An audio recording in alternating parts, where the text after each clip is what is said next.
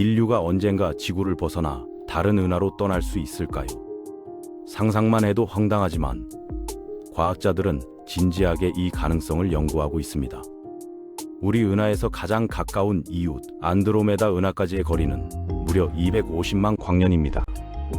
현재 기술로는 도달하는데 수십억 년이 걸리죠. 하지만 미래의 추진 기술과 세대를 이어가는 우주선이 있다면 어떨까요?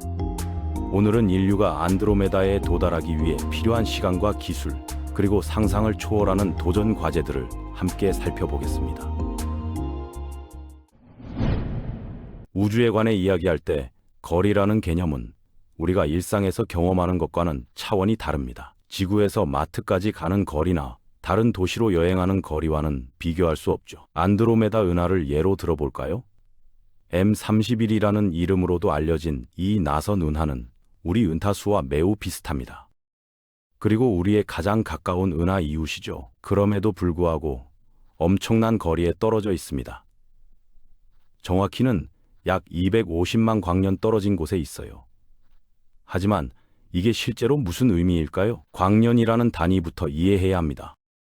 광년은 빛이 1년 동안 이동하는 거리를 뜻합니다. 빛은 우주에서 알려진 가장 빠른 존재죠. 초속 약 30만 킬로미터로 이동합니다. 1년 동안 빛이 이동하면 약 9조 4,600억 킬로미터가 됩니다. 이 거리에 250만을 곱해보세요. 결과는 약 23.7경 킬로미터입니다. 상상이 가시나요? 아마 전혀 감이 안 오실 겁니다. 이 거리는 지구에서 달까지의 거리나 행성 간 거리 같은 일반적인 비교로는 도저히 설명할 수 없어요.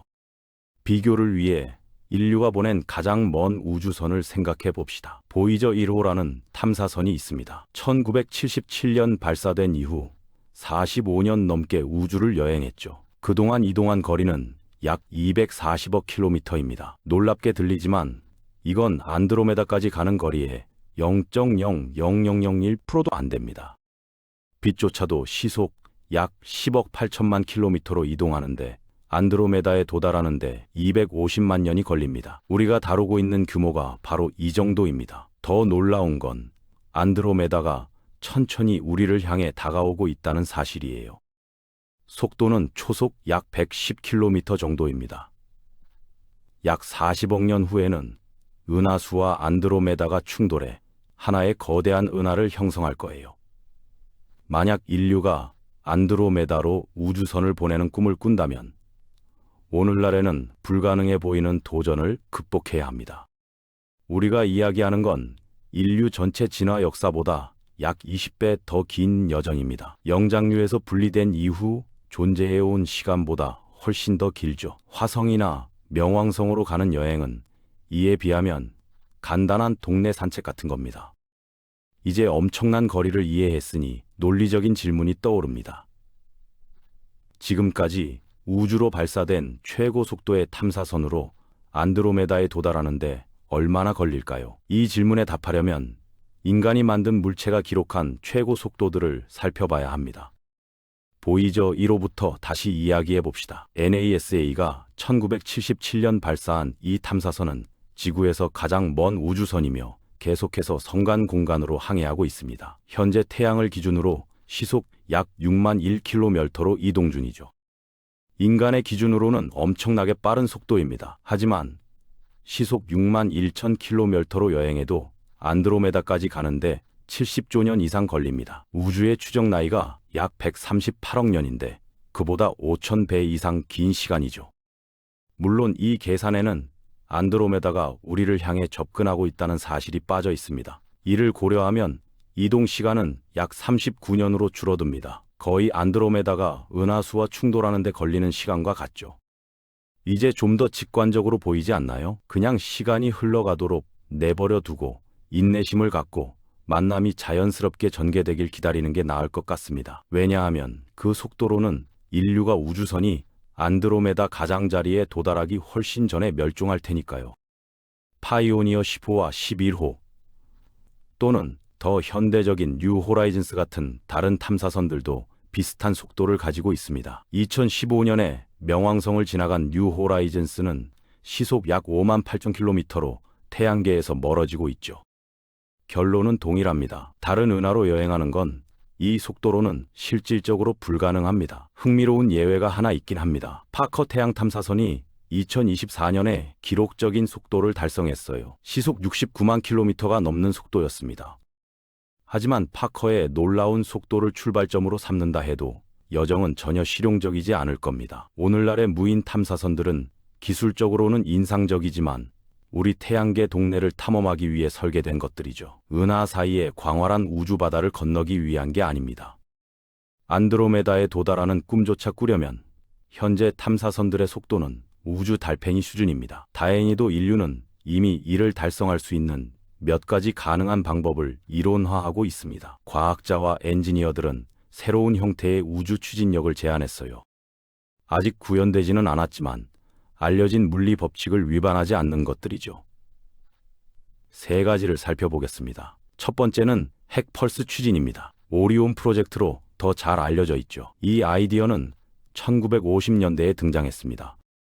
핵폭발을 우주선 뒤에서 일으켜 앞으로 밀어붙이는 방식입니다. 가혹하게 들리지만 이론적으로는 가능해요. 명백한 이유로 대규모로 테스트된 적은 없습니다. 우주에서 핵폭발을 금지하는 조약들 때문이죠. 하지만 계산에 따르면 이런 방식으로 구동되는 우주선은 빛의 속도의 5%에서 10% 사이까지 도달할 수 있습니다. 이미 보이저 1호보다 1000배에서 2000배 더 빠른 속도죠. 그 속도라면 안드로메다까지의 여정은 수십억 년에서 약 2500만 천에서 5000만 년으로 줄어듭니다. 여전히 상상을 초월하는 시간이지만 말이에요.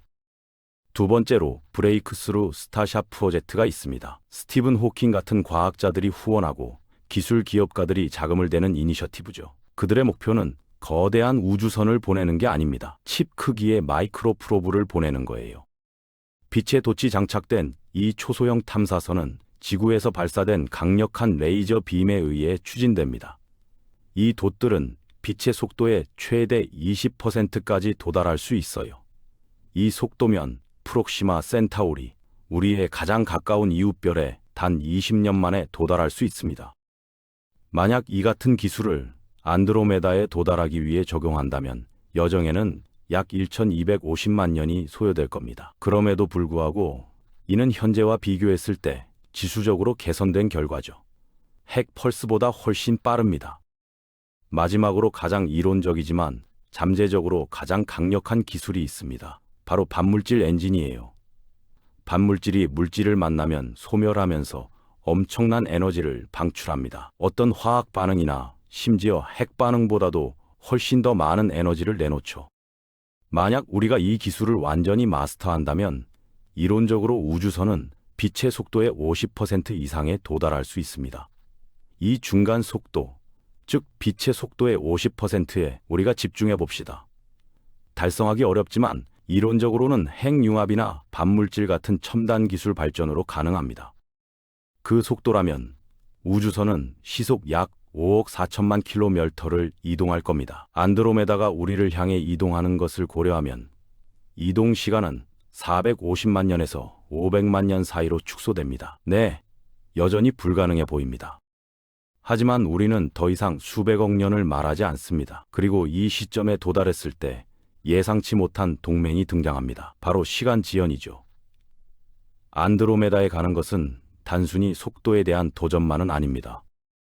이제 우리가 탐구해온 속도들과 기술의 종류가 도달할 수 있는 것을 알았으니 시나리오들을 비교하고 물리학에서 가장 흥미로운 현상 중 하나를 소개할 때가 됐습니다. 속도 비교부터 시작해 봅시다.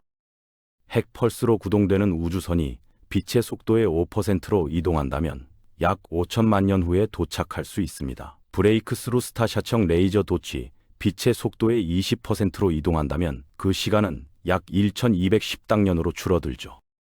그리고 이론상 반물질로 구동되는 우주선이 빛의 속도의 50%로 이동한다면 단 500만 년 만에 도착할 겁니다. 이 모든 시나리오는 현재와 비교하면 인상적이지만 그들 모두는 인간의 생애를 훨씬 뛰어넘습니다. 여기서 시간 지연이라는 현상이 등장합니다. 아인슈타인의 특수 상대성 이론에 의해 예측된 시간 지연은 중요한 역할을 하죠. 이 이론에 따르면 시간은 절대적이지 않습니다. 물체가 빛의 속도에 가까워질수록 그 물체의 시간은 정지한 관찰자에 비해 느려집니다. 이 효과는 로렌츠 인자를 사용하여 계산됩니다. 여기서 V는 선박의 속도이고 C는 빛의 속도죠. 예를 들어 볼까요? 빛의 속도의 50%인 0.5c에서 감마 계수는 단 1.15입니다. 즉, 여행이 지구의 관점에서 500만 년 동안 지속된다면 우주 비행사에게는 약 430만 년이 걸리는 셈이죠. 이 경우 시간 지연은 최소화됩니다. 빛의 속도 99%인 0.9c에서는 감마가 약 7.1로 증가합니다. 여정은 승무원에게 약 35만 년으로 단축되죠. 하지만 그건 여전히 단순한 인간에게는 접근할 수 없는 시간입니다. 빛에 아주 가까이 다가갈 때만 시간이 극적으로 줄어듭니다. 예를 들어 빛의 속도의 99.9999999%에서는 지구에서 수백만 년이 지나는 여행이 우주선 안에서는 10년이나 20년 정도로 느껴질 수 있어요. 하지만 여기서 문제가 있습니다. 오늘날 그 속도에 도달하는 것은 단순히 불가능합니다. 따라서 시간 지연이 존재하고 실제로 작동한다 해도 우리가 0.5c 같은 속도에 도달할 때만 의미 있게 이용할 수 있죠. 실질적으로 우주선 내부의 시간은 지구에서 지나가는 만큼 느리게 지나갑니다. 그 결과는 피할 수 없습니다. 안드로메다로의 여정에는 여러 세대의 인간이 필요합니다. 0.5c로 이동하든 0.2c로 이동하든 심지어 0.9c로 이동하든 상대론적 효과만으로는 수백만 년의 흐름을 막기에 충분하지 않을 겁니다. 그래서 우리가 정말로 다른 은하에 다가가고 싶다면 빠른 우주선을 넘어서 생각해야 합니다. 우리와 함께 여행하는 세상이 필요한 거죠. 가장 첨단 기술을 받아들인다고 가정해 봅시다. 물리 법칙을 존중하는 핵융합 엔진, 레이저, 심지어 반물질 엔진까지 말이에요. 그래도 안드로메다에 도달하는데 수백만 년이 걸립니다. 그렇다면 짧은 여행이라는 생각은 포기해야 합니다. 지구를 떠나 다른 은하에 도착하는 우주 비행사들의 꿈은 현실적이지 않아요. 그래서 남은 유일한 선택지는 근본적으로 다른 무언가를 만드는 겁니다. 바로 세대를 아우르는 우주선이죠. 세대 우주선이란 무엇일까요? 본질적으로 우주를 여행하는 자율적인 세계입니다. 작은 캡슐이나 연구기지가 아니에요. 우리는 거대한 구조물을 이야기하는 겁니다. 수천, 심지어 수백만 명의 인간을 수용하기 위한 구조물이죠. 수천 년, 심지어 수백만 년 동안 사람들이 태어나고 성장하고 공부하고 일하고 가정을 꾸리고 우주선 자체가 아닌 다른 곳을 결코 알지 못한 채 죽는 배입니다. 이 우주선이 미래의 기술 덕분에 빛의 속도의 50%를 차지한다고 가정해 봅시다. 핵융합이나 반물질 같은 것들 말이죠. 그 속도라면 안드로메다로 가는 여정은 약 500만 년이 걸릴 겁니다. 평균 인류 세대를 80년이라고 하면 최소 62,500세대에 걸쳐 인간들이 태어나고 죽을 겁니다. 목적지에 도착하기 전에 말이죠. 이는 단순히 기술적인 도전이 아닙니다. 생물학적, 사회적, 문화적 이유도 포함되죠. 세대 우주선은 외부 자원에 의존할 수 없습니다. 완전히 자급자족해야 하죠. 산소를 직접 생성하고 물을 재활용하며 스스로 음식을 재배하고 수천 년 동안 주민들의 신체적, 심리적 건강을 유지해야 합니다. 재생 생명 유지 시스템, 수경 재배 농장과 내부 생태계를 통제하는 방법이 필요할 겁니다. 또한 근친 교배를 방지하기 위해 초기 인구는 충분히 다양해야 합니다. 연구에 따르면 적어도 수백 명의 개체가 필요하며 상호 보완 유전자 은행도 포함해야 하죠.